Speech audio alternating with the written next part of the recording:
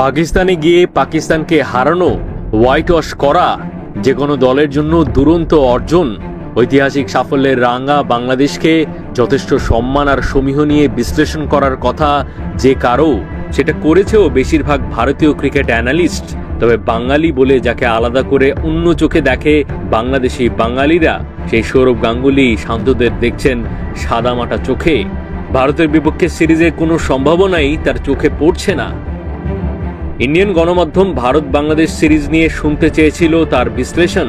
সৌরভ গঙ্গোপাধ্যায় বলছেন, পাকিস্তানের মাটিতে পাকিস্তানকে হারিয়ে অনেক আত্মবিশ্বাস নিয়ে সিরিজ খেলতে আসছে বাংলাদেশ, কিন্তু ভারত অন্য এক দল।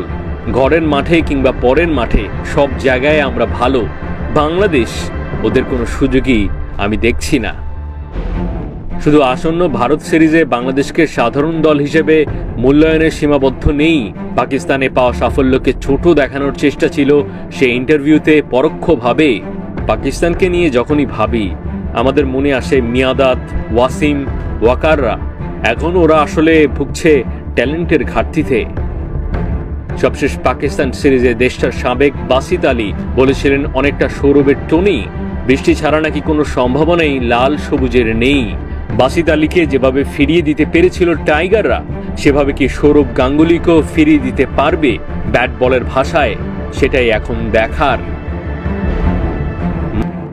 পাকিস্তানে গিয়ে পাকিস্তানকে হারানো, হোয়াইট ওয়াশ করা যে কোনো দলের জন্য দুরন্ত অর্জন। ঐতিহাসিক সাফল্যের রাঙা বাংলাদেশকে যথেষ্ট সম্মান আর সমীহ নিয়ে বিশ্লেষণ করার কথা যে কারো, সেটা করেছেও বেশিরভাগ ভারতীয় ক্রিকেট অ্যানালিস্ট। তবে বাঙালি বলে যাকে আলাদা করে অন্য চোখে দেখে বাংলাদেশি বাঙালিরা, সেই সৌরভ গাঙ্গুলি শান্তদের দেখছেন সাদামাটা চোখে। ভারতের বিপক্ষে সিরিজে কোনো সম্ভাবনাই তার চোখে পড়ছে না।